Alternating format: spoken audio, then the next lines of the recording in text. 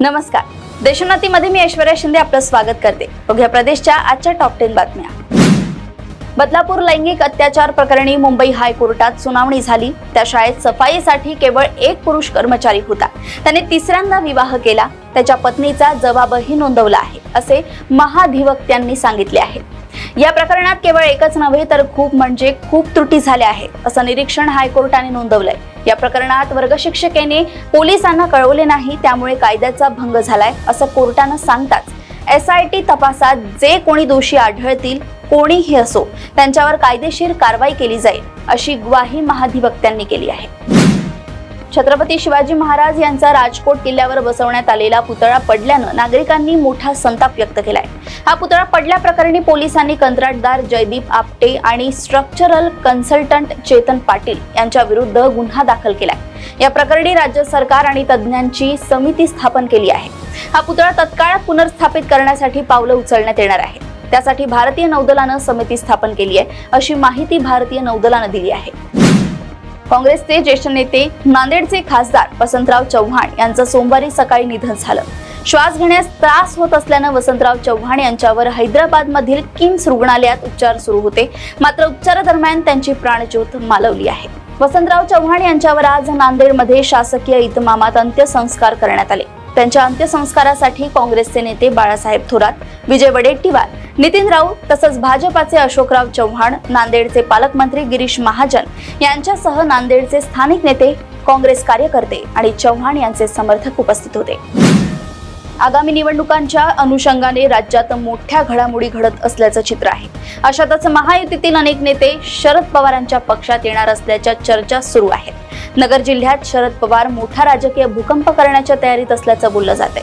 भाजपचा बडा नेता तुतारी हाती घेणार असल्याच्या चर्चांना उधाण आलंय। या दरम्यान भाजप नेते विवेक कोल्हे यांनी आज शरद पवारांची भेट घेतल्याची माहिती समोर आली आहे। विवेक कोल्हे आणि शरद पवार यांनी आज एकाच गाडीतून प्रवास केल्याची माहिती आहे। सध्या देशभरातल्या स्त्रियांच्या सुरक्षेचा प्रश्न ऐरणीवर आलाय। कोलकात्यात डॉक्टरवरील बलात्कार आणि हत्या प्रकरण, बदलापुरातील चिमुकल्यांवरील अत्याचार प्रकरण दोन्ही घटनांनी देश पुरता हादरून गेलाय। अशातच राज्यातील अनेक प्रकार आता पुढे येऊ लागले आहेत। सातत्याने घडणाऱ्या या घटनांचे प्रकरण ताजे असतानाच वाशिम जिल्ह्यातील रिसोड शहरातून अशीच एक संतापजनक घटना उजेडात आली आहे। यात रिसोड शहरालगत असलेल्या वस्तीतील एका 14 वर्षीय बालिकेवर अपहरण करून 3 नराधमांनी तिच्यावर लैंगिक अत्याचार केल्याची घटना समोर आली आहे। कौशल्य रोजगार उद्योजकता व नाविन्यता विभागाच्या निर्णयानुसार मुख्यमंत्री युवा कार्य प्रशिक्षण योजना शिबिराचे आयोजन 24 ऑगस्ट रोजी स्थानिक पंचायत समितीच्या सभागृहात करण्यात आले। या शिबिरातून बेरोजगारांना रोजगार प्राप्त होत आहे। यावेळी उपस्थित 139 उमेदवारांपैकी 54 जणांना नियुक्ती मिळाली। या मेळाव्याला पदवीधर शिक्षक, प्राथमिक शिक्षक व डाटा एंट्री ऑपरेटर या पदाकरिता पात्र उमेदवारास बोलावण्यात आले। या शिबिराला पदवीधर शिक्षक 29, प्राथमिक शिक्षक 95 व डाटा एंट्री ऑपरेटर 44 असे एकूण 139 उमेदवार उपस्थित होते। उपस्थित उमेदवारांमधून शिबिराला पदवीधर शिक्षक 20, प्राथमिक शिक्षक 27 व डाटा एंट्री ऑपरेटर 7 असे एकूण 54 पात्र झालेले आहेत। मुख्यमंत्री माझी लाडकी बहीण योजना राज्य सरकारने सुरू केली आहे। राज्य सरकारकडून या योजनेद्वारे महाराष्ट्रातील पात्र महिलांना दरमहा 1500 रुपये दिले जाणार आहेत। या योजनेनुसार आतापर्यंत महाराष्ट्र सरकारने जुलै आणि ऑगस्ट महिन्याचे मिळून 3000 रुपये दिले आहेत। ऑगस्ट मध्ये ज्या महिलांनी अर्ज भरले आहेत त्यांना 31 ऑगस्टला योजनेचे पैसे दिले जातील। या संदर्भातील कार्यक्रम नागपूरमध्ये पार पडणार आहे। या पार्श्वभूमीवर महाराष्ट्र सरकारने मुख्यमंत्री माझी लाडकी बहीण योजनेत सुधारणा करण्यासह व्याप्ती वाढवण्याचा निर्णय घेतलाय। या संदर्भातील शासन निर्णय जारी करण्यात आला आहे। सिंधुदुर्ग जिल्ह्यातील मालवण येथे 8 महिन्यांपूर्वी उभारण्यात आलेला छत्रपती शिवाजी महाराजांचा पुतळा कोसळल्याची दुर्दैवी घटना काल घडली। यावरून राजकीय वातावरण तापले असून विरोधी पक्षाकडून सरकारवर निशाणा साधला जात आहे। राष्ट्रवादी काँग्रेस शरद पवार पक्षाचे आमदार रोहित पवार यांनीही X वर या प्लॅटफॉर्मवर पोस्ट शेअर करत सरकारवर हल्लाबोल केलाय। तसेच राज्यावर कर्जाचा बोजाही वाढत चालला आहे।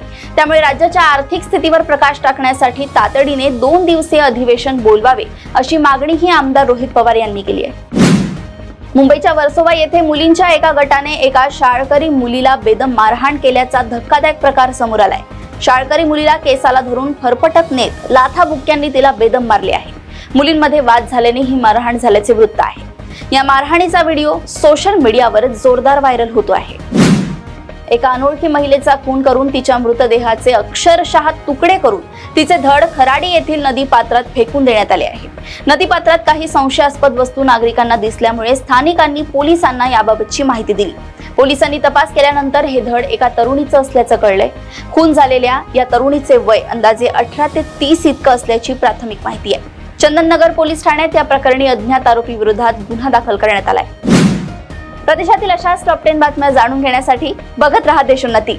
आणि अजूनही तुम्ही आमच्या चॅनलला लाईक आणि सबस्क्राईब केलं नसेल तर लगेच लाईक आणि सबस्क्राईब करा आणि बघत रहा देशोन्नती। नमस्कार। ठळक घडामोडींसाठी देशोन्नती न्यूज चॅनलला सबस्क्राईब करा आणि बेल आयकॉन प्रेस करा।